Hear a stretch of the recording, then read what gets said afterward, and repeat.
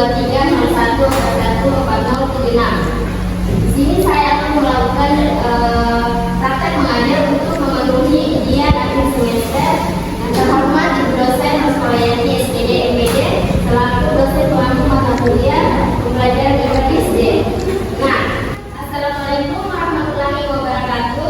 Waalaikumsalam warahmatullahi wabarakatuh. Selamat pagi anak-anak. Pagi Bu. Apa kabarnya hari ini? Baik Bu. Alhamdulillah.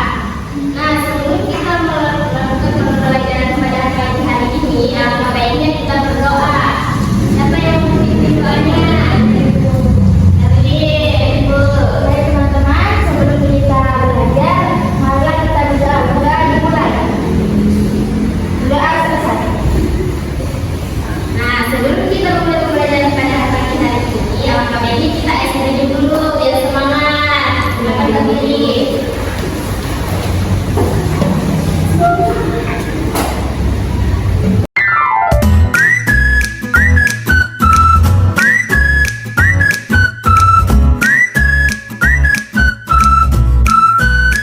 Tepuk satu kali, tepuk dua kali, tepuk tiga kali, tepuk empat kali, tepuk empat kali dua kali,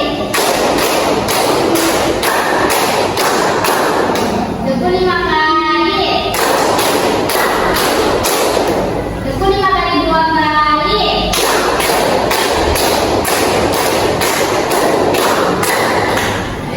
Baik, betul.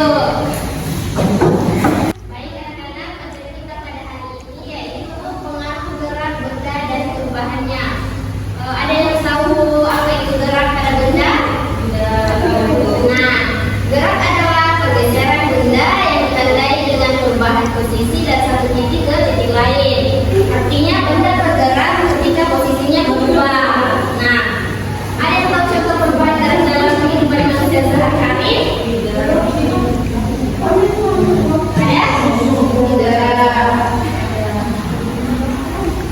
Ada?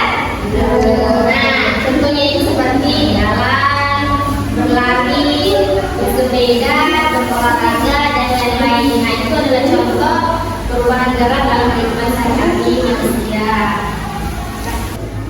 Nah, tak hanya makhluk hidup saja yang bergerak, tetapi benda mati juga bisa bergerak dengan bantuan manusia atau mesin.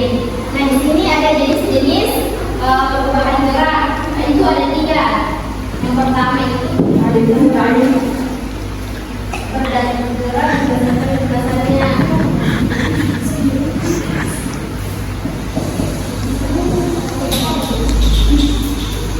Mati.